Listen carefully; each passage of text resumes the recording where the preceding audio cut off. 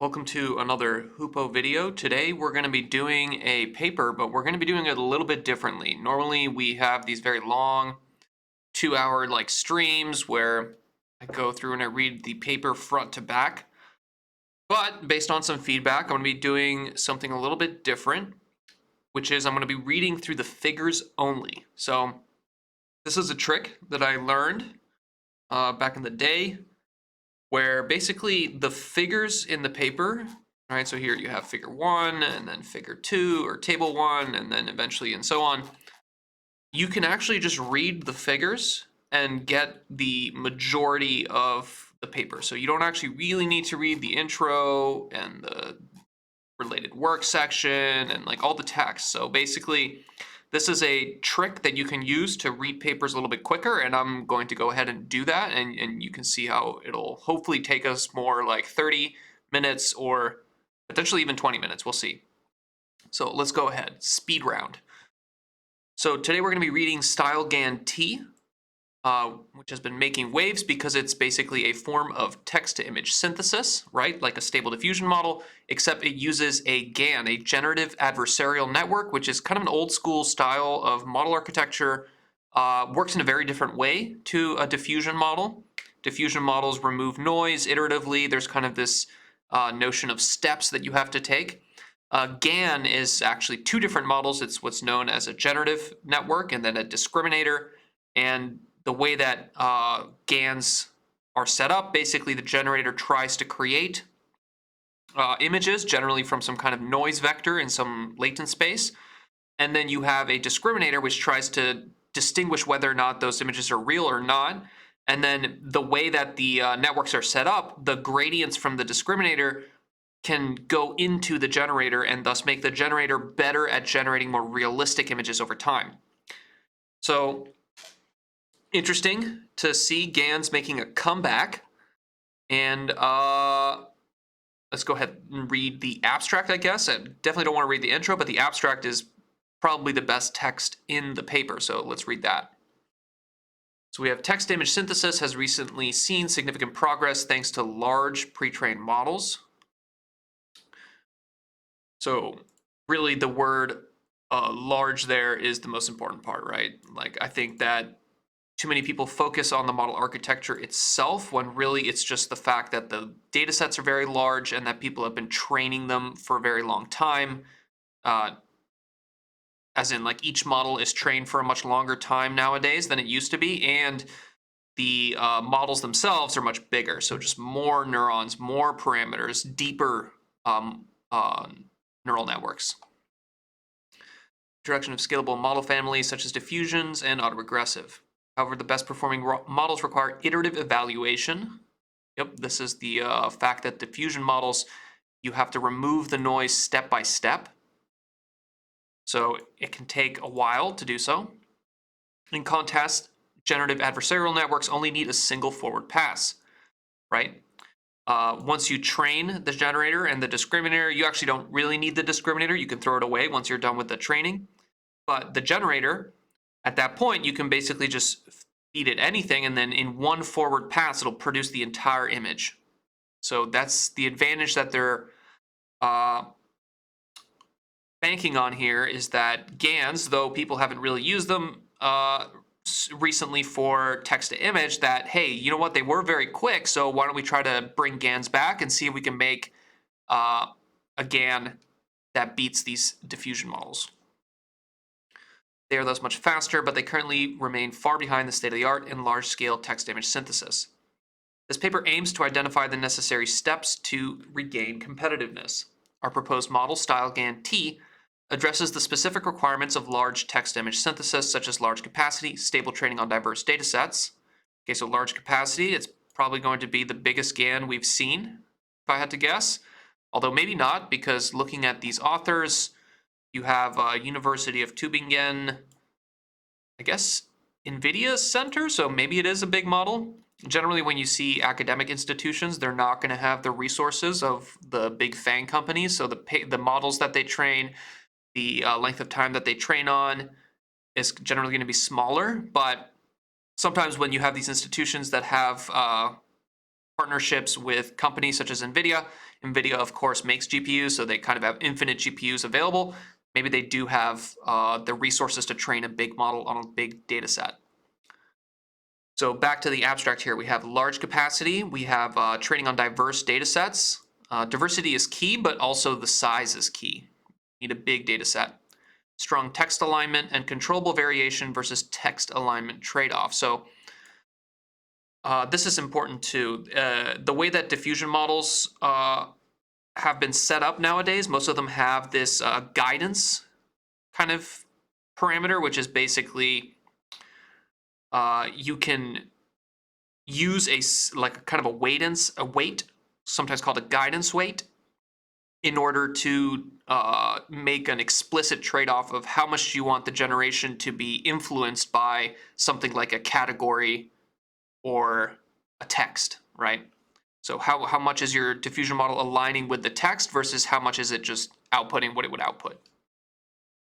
StyleGAN-T significantly improves over previous GANs and outperforms distilled diffusion models. Okay.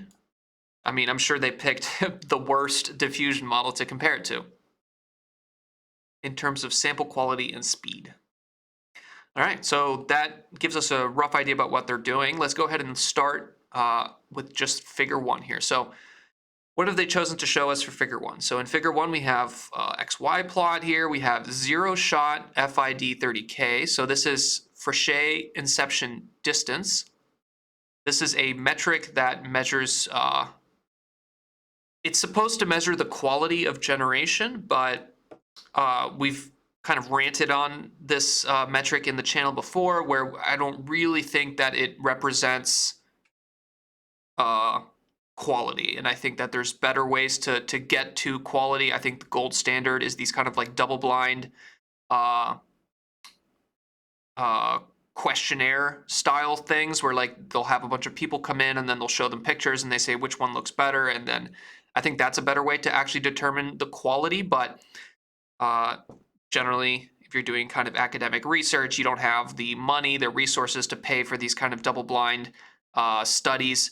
So you're better off just using a quantitative metric that you can calculate, such as FID, even if it's not necessarily perfect. So we here on the Y, or that was the Y-axis, and on the X-axis we have time to generate one image. So this is how long it takes to perform inference, although it's important to note that diffusion models are performing inference multiple times. So we see here StyleGAN-T is obviously much faster than something like Stable Diffusion, but Stable Diffusion is performing inference multiple times versus StyleGAN-T, being a generative adversarial network, is just performing inference once. So they have StyleGAN-T, and then they have Lafitte here. This actually seems absolutely insane. Like, I don't know what this one is, but it's the fastest by far, and it also has the highest FID. Oh, okay, no. FID is probably lower is better, I bet you. Yeah, because look at this. ImageGen, which is the Google, right, is better than Stable Diffusion, but just barely so, which makes sense. Okay, so FID is smaller is better because it's a distance, I guess, so you want the distance to be small. And I guess the best diffusion model out there is eDiff-I, I guess. But you can see how eDiff-I takes over 30 seconds to generate one image versus StyleGAN-T generates an image in less than a second. Okay, quality versus speed in large-scale text-to-image synthesis. StyleGAN-T greatly narrows the quality gap between GANs and other families while generating samples at a rate of 10 FPS on an NVIDIA A100. Cool, but NVIDIA A100 is admittedly a professional GPU. No one has an NVIDIA A100 in their house or on their computer. So it's not necessarily the greatest thing to brag about, because you're only people who are in organizations large enough to purchase A100s or rent A100s in a cloud are going to be able to use that.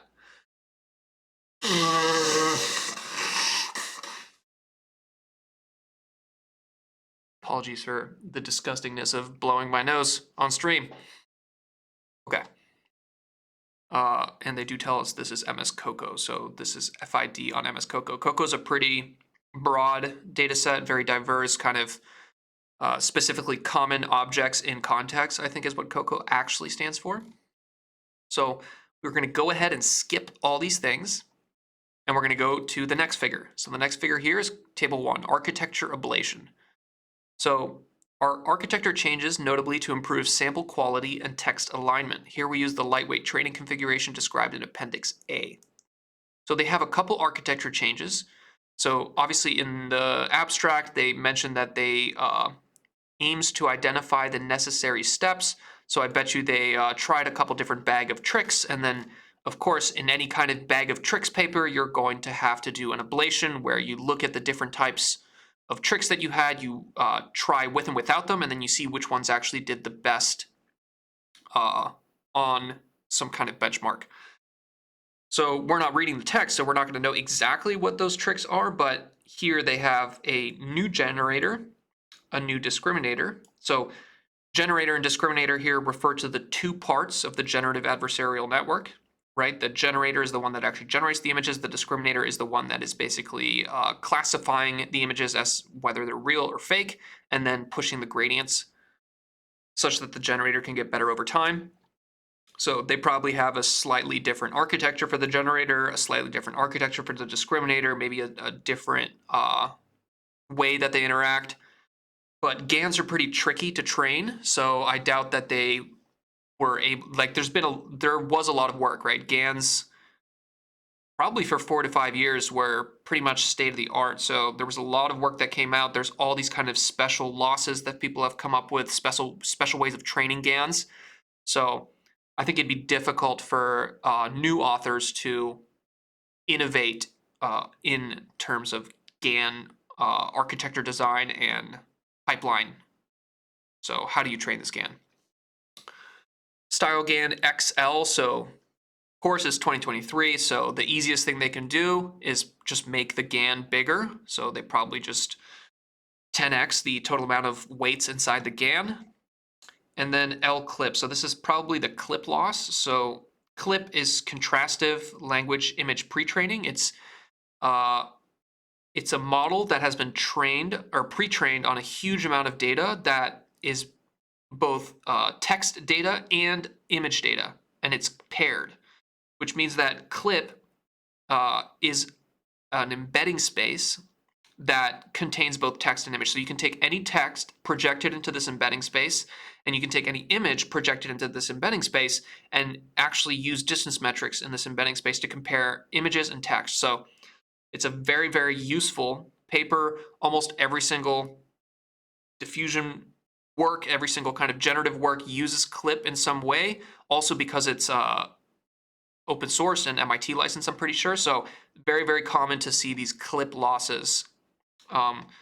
The only times you won't see them is whenever they have something better to use. So I think, for example, the Google image gen paper doesn't use clip because they have their kind of their own version of that is better, but of course it's internal.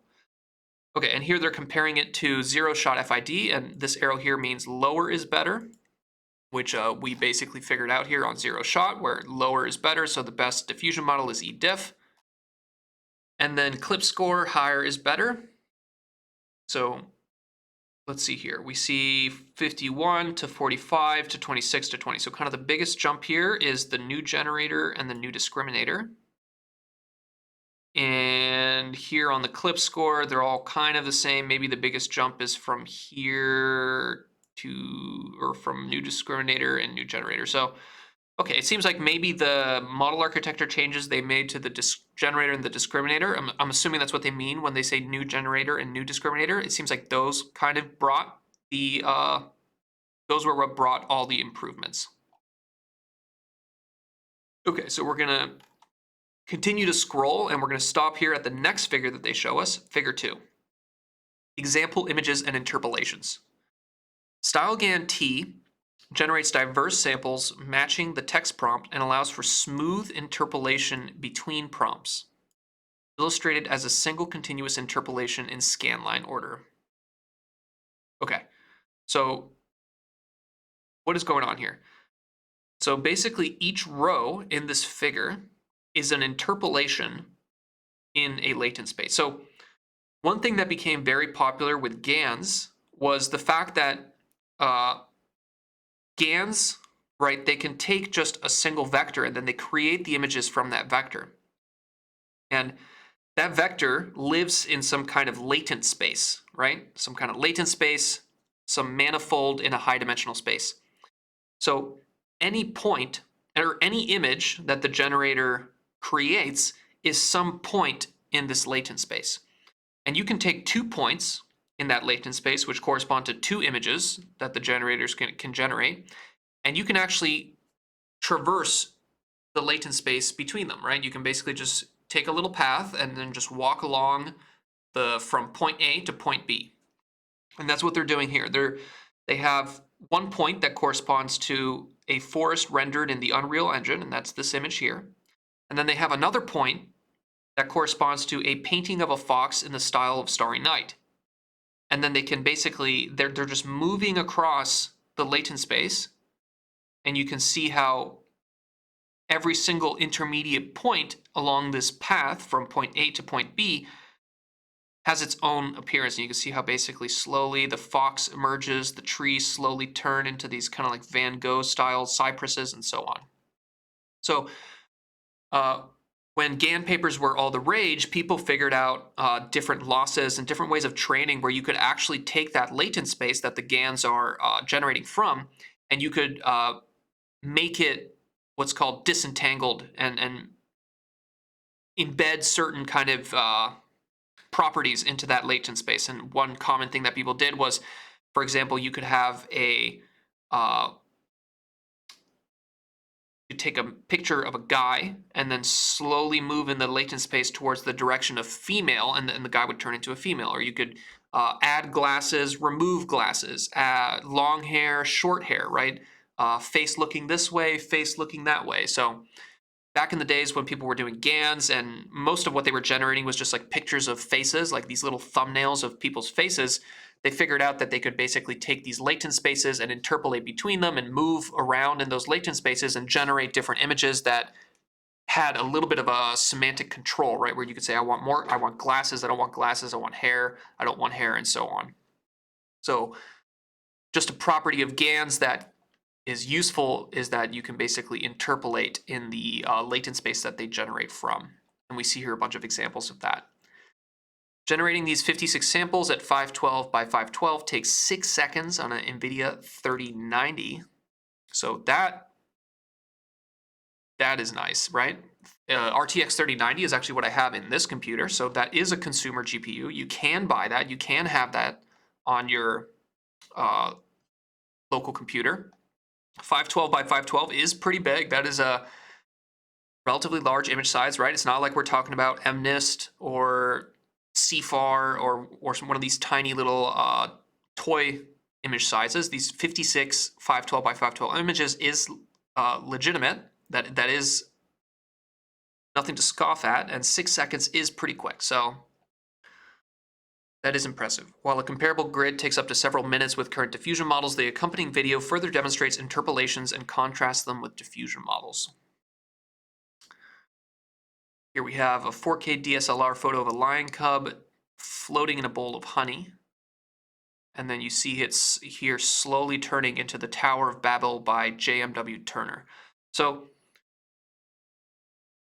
one thing to note is that these latent spaces there's nothing that's necessarily forcing them to be smooth, right? You can think of this manifold, and it's very difficult to imagine what a manifold looks like in whatever 512 dimensional space. Like our human brain is kind of incapable of actually visualizing that.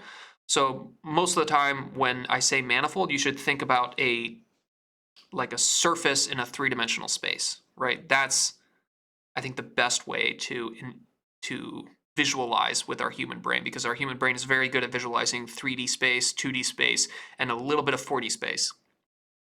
So you can envision that there's some path that it takes from lion cub to Tower of Babel, right? And it seems like it's moving, and it's saying it looks very much like a lion cub, and then there's kind of some point here where it's not smooth, right? you can see clearly here how this image to this image to this image, there's a lot more progress than this image to this image to this image. So the latent space doesn't smoothly interpolate from this image to this image. There's kind of like parts where the slope is whatever. The slope in some particular dimensions, such as here, maybe the color of the background is a little bit higher. But these are pretty good looking little images. They're a little bit weird looking, you know, like obviously the panda here isn't super accurate. Like whenever you have these type of styles, like oil painting styles, Starry Night styles, it's generally easier to generate images that look good whenever you have these abstract styles. So we can see here, if all the examples they show are like digital art, like ArtStation, they're going to look cool, but it'd be more impressive if every single one here was a photorealistic image, because photorealistic images are the hardest things to actually generate, in my opinion. Okay, so pretty cool. We have generation, we can interpolate, and it's pretty fast. That's where we're at so far. All right, figure 3. Where are we at? We're at 21 minutes.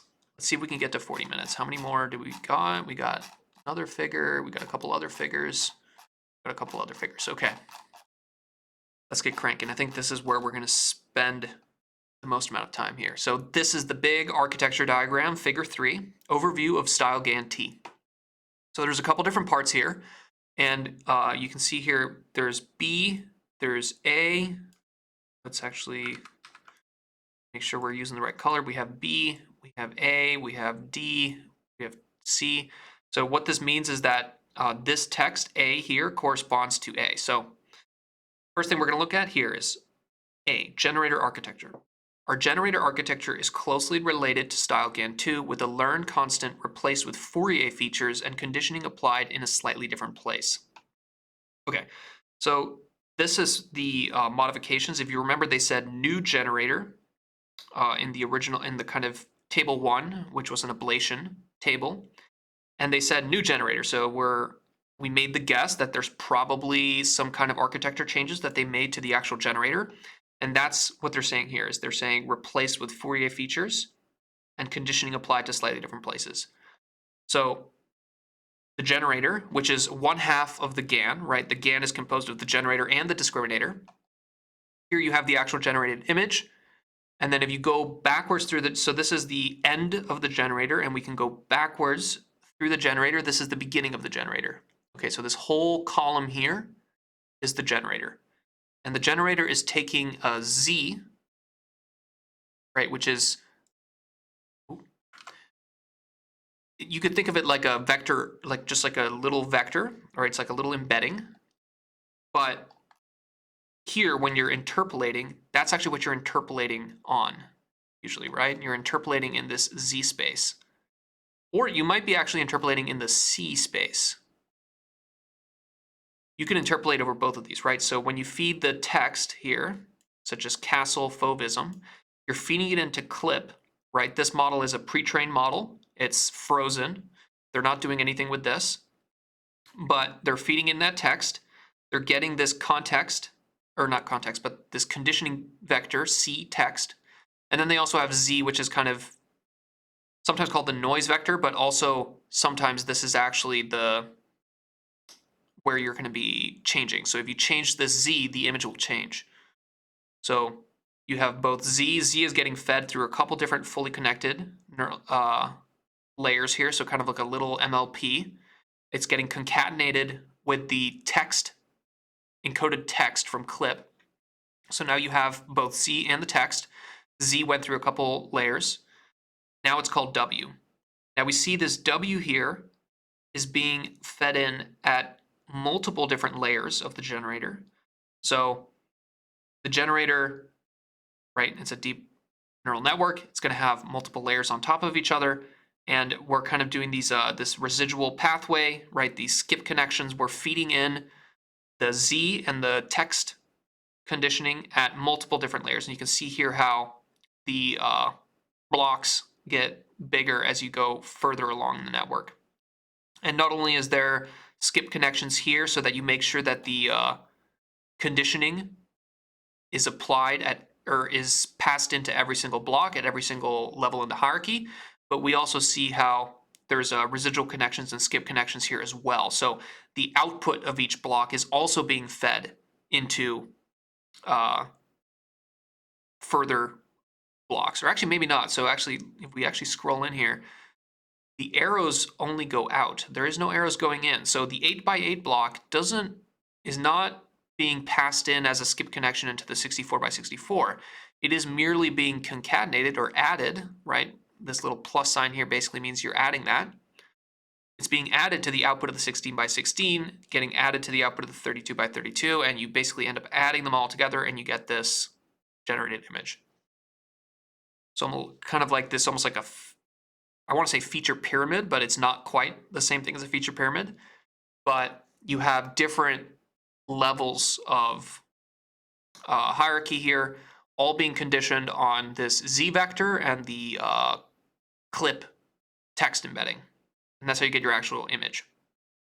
Okay, so that's A. Now let's move to B. B corresponds here to B, the generator details. For each resolution, a generator block is executed and its contribution is accumulated to the image via a dedicated 2RGB layer. Okay, so for each resolution. So if you remember earlier here, they said 512 by 512 images. So I don't think it's a coincidence that this also is 512 by 512. So I bet you what's going on here is that these actually correspond to different image resolutions. So for each resolution, what they're saying here is that for each of these blocks, a generator block is executed and its contributions are accumulated to the image. Okay, contributions are accumulated to the image. So that's what this little plus sign here means, right? Is that each block is going to contribute a little bit to the image, and then basically every single one of these blocks, which correspond to different resolutions, is going to contribute, and then the final image is going to be basically the sum of all of those. And here you can see that what this whole little gray block here just is a zoomed in version of this 8x8. So they're taking this 8x8 block here, and then they're zooming into it, and they're saying this is what it is, right? So each one of these blocks here looks like this. And inside that 8x8 block, there's an upsample. There's a modconv, and modconv is a modulated convolution. This is their own little thing here that they made. Then you have residual connection, residual block, residual block, residual block, residual block, and then 2RGB. Right, and 2RGB here, see how it goes out? That's probably what's going in here. So each block has this whole stack here, and then it takes the output of that stack and feeds it to the next block, and it also takes the output of that stack and then outputs it here so that it can get fed and then generate the image.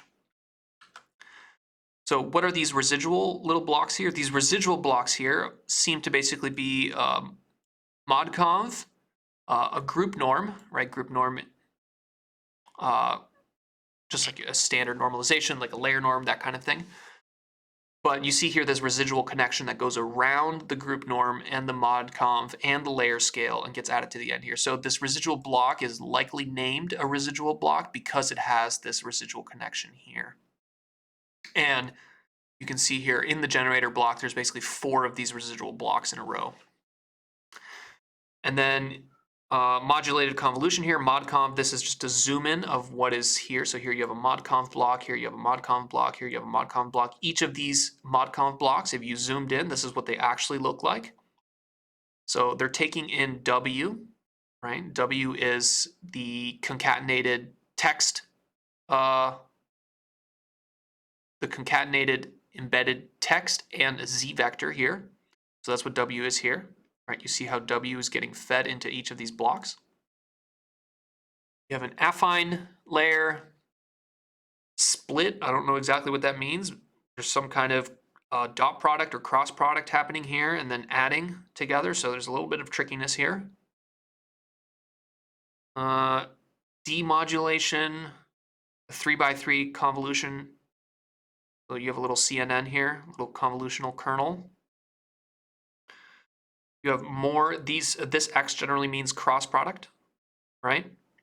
And then You have bias and noise, and then a leaky ReLU. Leaky ReLU is a rectified linear unit. This is an activation function, and a leaky ReLU is basically a version of ReLU where rather than looking like this, it has a little bit of a leak to it. So the first part of the ReLU has the little downward. I think you guys are looking at this backwards. So to you guys, it would be more like this. Or actually, no, that's right because it's flipped. Okay. So that is B. So now we via dedicated. The generator block employs residual connections and a new second order style mechanism. Okay, so that's probably this mod conf that they're talking about here. Our discriminator, C. Okay, so now we're on part C, which is here, discriminator architecture, right? So everything we've looked at so far is the generator, which is just one half of the GAN. The other half of the GAN is the discriminator. Our discriminator processes the intermediate tokens of a dyno-trained vision transformer. Dyno-trained vision transformer using 5 identical discriminator heads. Okay. So a couple important things here. This is a vision transformer. So the generator has these modulated convolutions, right? It has this kind of CNN, convolutional neural network, but the discriminator does not use a convolutional neural network. It uses a vision transformer, right? So a different type of feature encoder, which is interesting. So, and then they say there's 5 identical discrimination heads. So we look at here, we have the generated image, right? And once the generator creates an image, that's going to get sent to the discriminator, and the discriminator is going to consume that image. And we see here the image is coming out. It's coming out over here. It's going in. This little bump here, what that means is like go underneath it, right? So in these kind of like flow diagrams, if you see this little line and then it does that little bump, what that means is that this line and this line don't intersect. This line merely goes in here, and then these lines go on top. So we can see how every one of these little discriminator heads is getting fed with the text embedding, right? So your actual text prompt is getting converted into some text embedding with clip, and then that text embedding is getting fed to each of the discriminator heads. The image that's coming out of the generator is going up here, and it's going into a vision transformer encoder, augment and crop. So it looks like they're doing some kind of data augmentation with the generated image. So every time that they take an image during training and feed it into the discriminator, it looks like they're probably doing some kind of random cropping, maybe changing the brightness, the contrast, some kind of affine transform. Like there's a million different ways that you can do data augmentation, but it sounds like that's what they're doing a little bit of there. Then they're tokenizing it.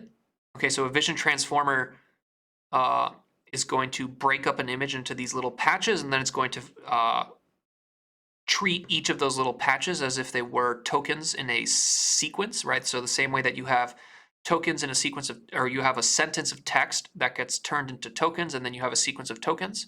A vision transformer works very similar, where you have an image, you convert it into patches, you embed each of those patches, and now each of those patches are basically like a token, and then you have a sequence of tokens which represents the image.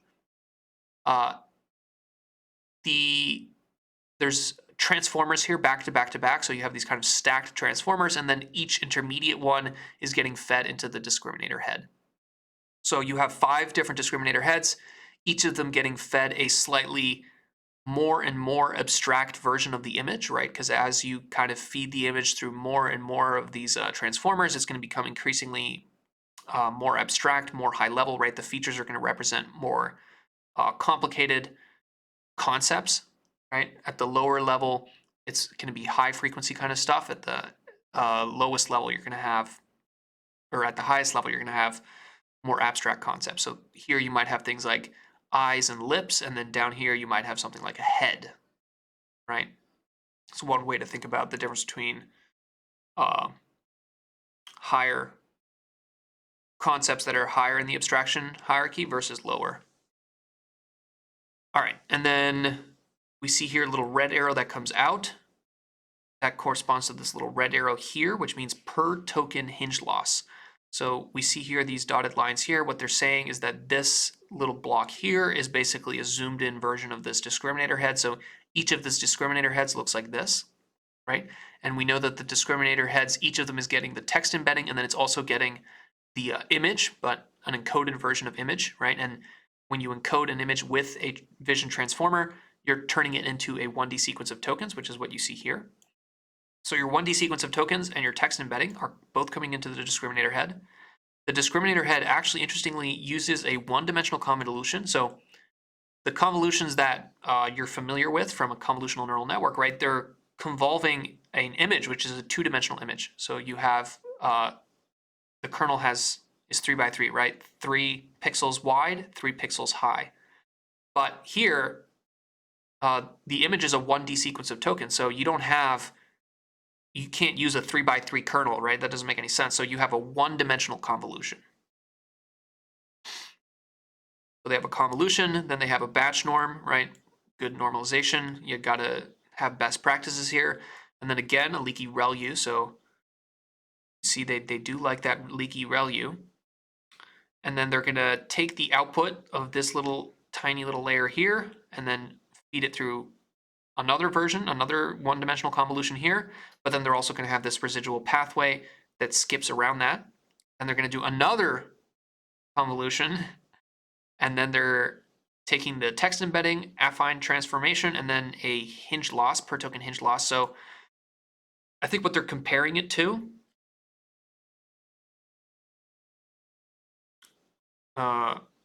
so maybe one thing to think about, hinge loss, another way to describe that is kind of a dot product, and that's what this little arrow with a dot, or this circle with a dot versus the circle with the X. So circle hinge loss.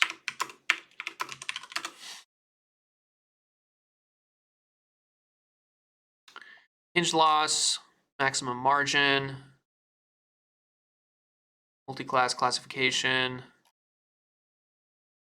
Hinge loss is a convex function with a score function here. Yeah, so here you have the dot product.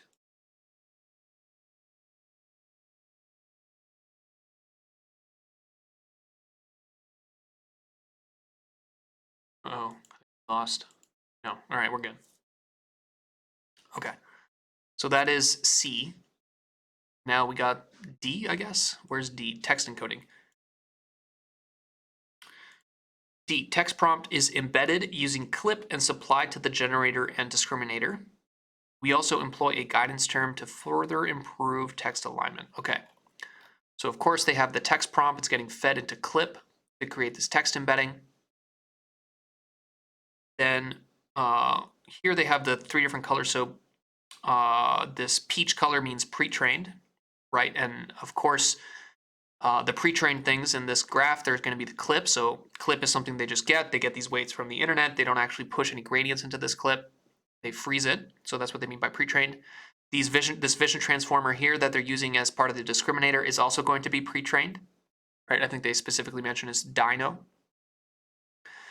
And then green are the actual trainable layers. So you can see here how a leaky ReLU does not have any parameters, so it's a fixed function, versus something like the bias and noise or this convolutional block here. There is parameters in there, there is weights. So green is going to mean layers that are actually trained, versus blue is just a function, right? So like a group norm or an upsample, batch norm. These things are just like functions that have no parameters. Although generally, group norm and batch norm do have parameters that are adjusted over time. So even though they're fixed functions, they do have parameters internally.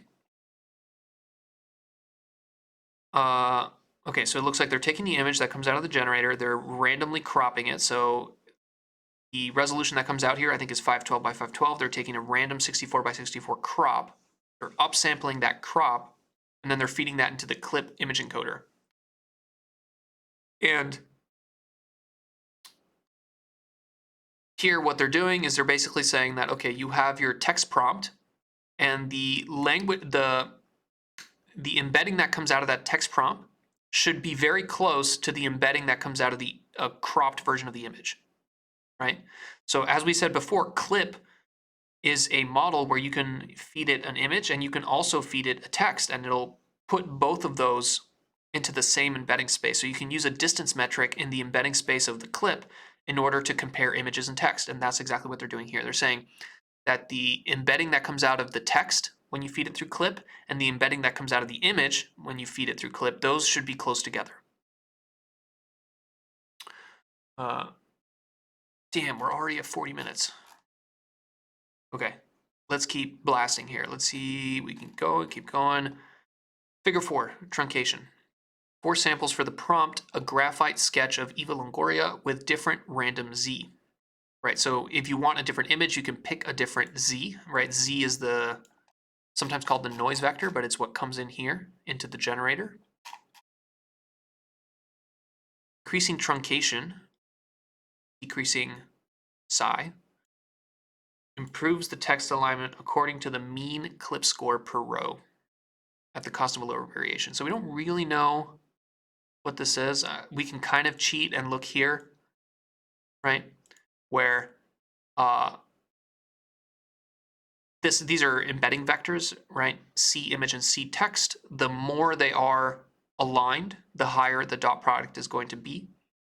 That's kind of the clip loss there. I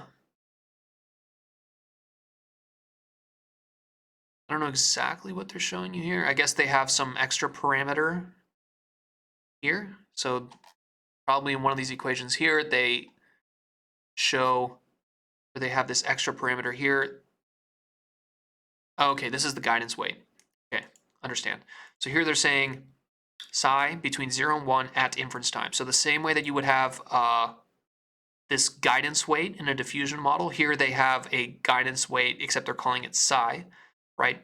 And depending on how big or how small that is, right, with a psi of 1 versus a psi of 0.1, you're going to have a different level of alignment to the text.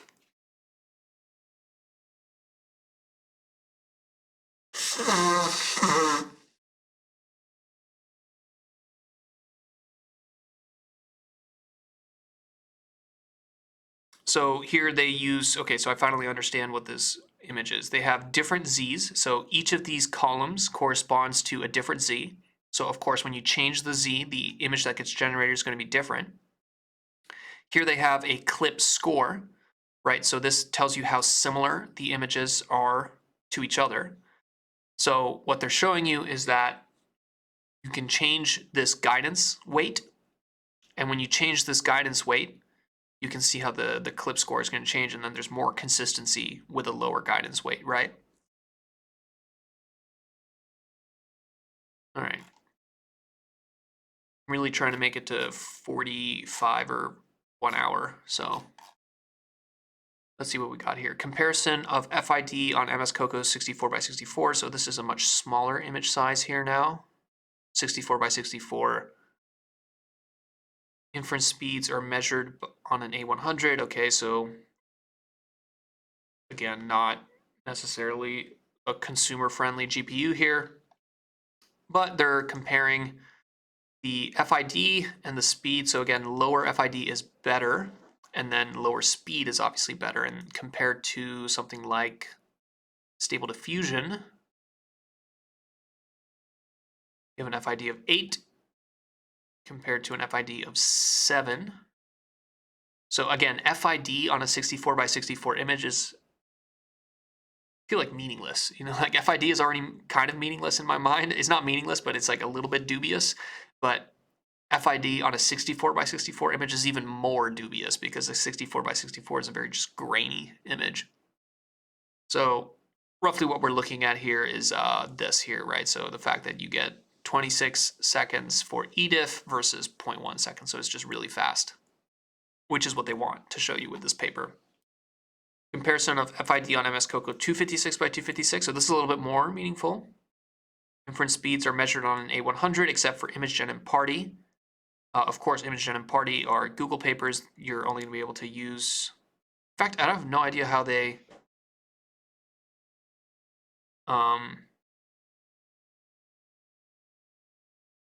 How did someone from an NVIDIA academic group get access to image gen? It's kind of weird, unanswered questions. So FID lower is better, of course. So Dolly, for example here, Dolly 1 is at 27, Dolly 2 is at 10, and StyleGAN-T is at 13. So you can see here that StyleGAN-T is somewhere between Dolly and Dolly 2, closer to Dolly 2. Stable Diffusion is at 8, so it's better than Dolly 2 and better than StyleGAN. But Stable Diffusion, 3.7 seconds for inference, StyleGAN-T, 0.1 seconds, so significantly faster. All right, comparing text alignment trade-offs. Figure 5. We compare FID clip score curves of StyleGAN-T to Stable Diffusion and EDIF-I. So here you have 3 different models. Distilled Stable Diffusion is probably going to be smaller, so it's probably the faster ones. So zero shot FID, lower is better. So we see here how there's kind of a U pattern here where I don't know what each of these dots represent. Guidance scale of W equals 4. StyleGAN-T. So I guess this is with different guidance.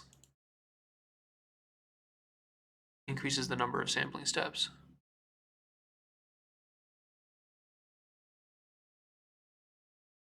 Okay, so this is a little bit confusing. For the Stable Diffusion, what they're changing here between these 3 dots is they're saying 2 steps versus 1 or 4 steps versus 8 steps. So you can see here how performing 2 inference steps with the diffusion model, right, where you have to remove the noise with these inference steps. Each inference only removes part of the noise. So if you take 2 steps, it's going to take you this many seconds. If you take 4 steps, this many seconds, 8 steps, this many seconds. So it is kind of interesting that the difference between 4 and 8 steps is actually not that. Oh, I guess it's not. Never mind. This is not seconds. This is clip. So this is the clip score with a VIT as the encoder, I guess. And EDIF-I, which is this orange line, the thing they're changing here is from 0 to 10 in terms of the guidance scale. And then StyleGAN-T is also basically the equivalent of the guidance, except in this paper they seem to call it psi. So I don't know. I don't feel like this necessarily shows me very much. Text encoder training. Training the clip text encoder pushes the entire FID clip score to the right. Okay, so this is frozen versus trained. So what they mean here in figure 6 is that this text encoder here, this clip text encoder, right? When I was describing this, I said this was frozen and they aren't going to push any gradients into it, but they can, right? So that's what they're comparing in that figure down below. Is that basically they're saying, okay, well, if I just freeze this and I never change it, and it basically anytime I give it text, it gives me the text embedding. It's gonna be what we call frozen, right? Because the weights are frozen, you're not changing them. That's what this blue line corresponds to. The text encoder is frozen. And then this green line is the text encoder is trained. So you are pushing gradients into it over time, and it's going to become better at whatever task you do it. So we can see here how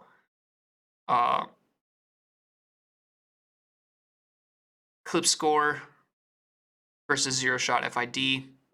So lower is better for FID, and then in clip score, is clip score lower better or higher better? Clip score higher is better. So clip score higher is better. So this is the best clip score. And you can actually see how there's kind of an inverse relationship here. The high clip score corresponds to a higher FID. So really the best possible model would be here. It would have a very high clip score and a very low FID.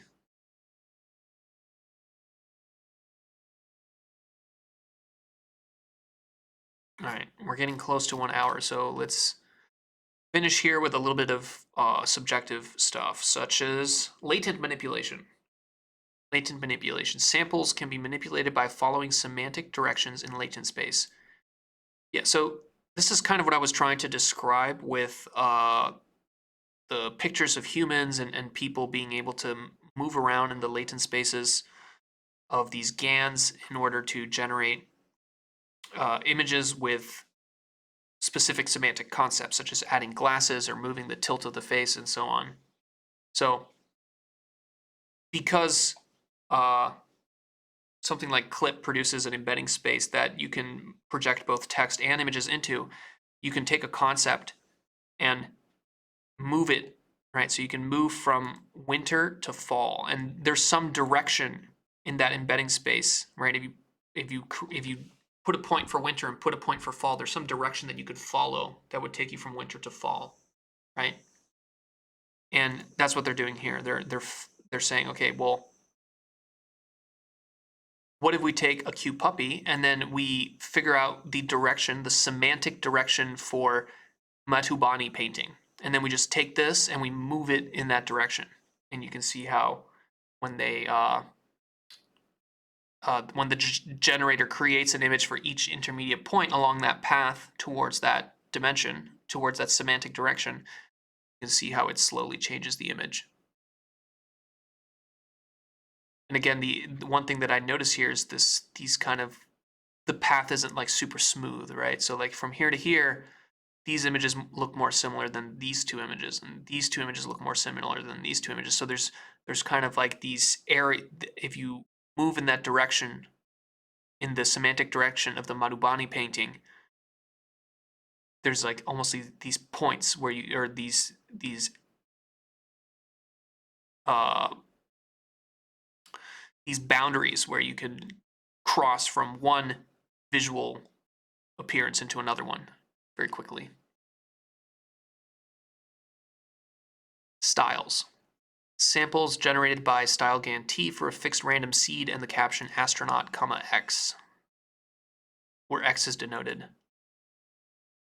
Okay, so here they're basically astronaut real photo, astronaut cubism, astronaut made of beads and yarns. And again, one thing I said earlier, right, is that astronaut real photos are some of the hardest things to generate with these generative models. So one way to tell the quality of a generation is not to use something like an FID score, but actually just look at them. And yeah, the real photo of the astronaut does not look great.